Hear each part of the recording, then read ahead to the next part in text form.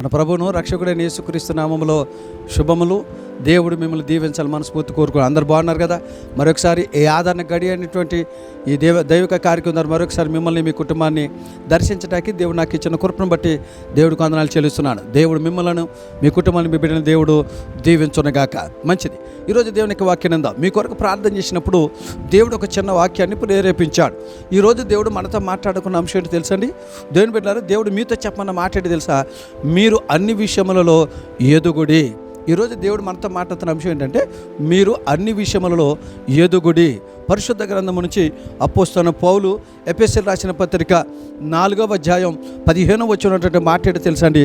ప్రేమ కలిగి సత్యము చెప్పుచు క్రీస్తు వలె ఉండుటకు మనం అన్ని విషయములో ఎదుగుదము. దేవుడికి మహిమ కలుగునుగాక. వాక్యం వింటున్న దేవుని బిడ్డలారా, ఈరోజు దేవుడు మనతో మాట్లాడుతున్న అంశం ఏంటంటే మీరు ఎదగాలని దేవుడు చూస్తున్నాడు. మీరు అన్ని విషయంలో ఎదిగిన వారుగా ఎదుగుతున్న వారిగా ఉండాలని దేవుడు ఆశ కలిగి ఉన్నాడు. ఈ రోజున దేవుని బిడ్డలారా గమనించండి.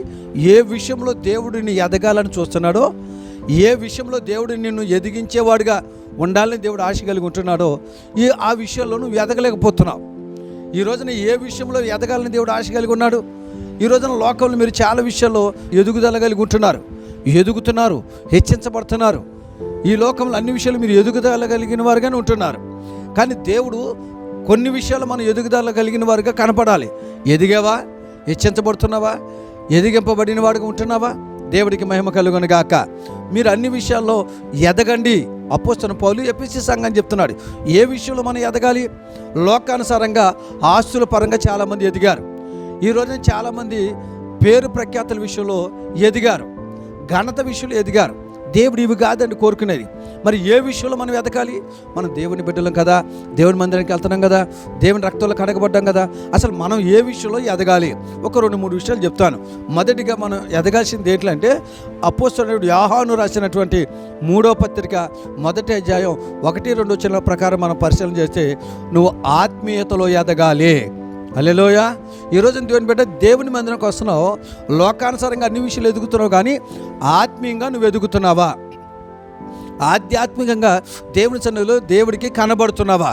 నువ్వు లోకంలో అన్ని విషయాలు ఎదిగి ఆత్మీయంగా ఎదగకపోతే దానివల్ల ప్రయోజనం ఏంటి? ఈ రోజున దేవుడు నేను కోరుకుంటున్నాడు, నువ్వు ఆత్మీయతలో ఎదగాలి. ఆత్మీయతలో ఎదగటం అంటే ఏంటో తెలుసండి. నువ్వు అన్ని విషయంలో సాత్వికుడిగా ఉండాలి, సౌఖ్యంగా ఉండాలి, అన్ని విషయాలు చక్కగా ప్రార్థనలో ఎదగాలి, పరిచర్లో ఎదగాలి, స్తుతించట్లు ఎదగటమే ఆత్మీయతలో ఎదుగుదల. రెండవదిగా మనం ఏ విషయంలో ఎదగాలి?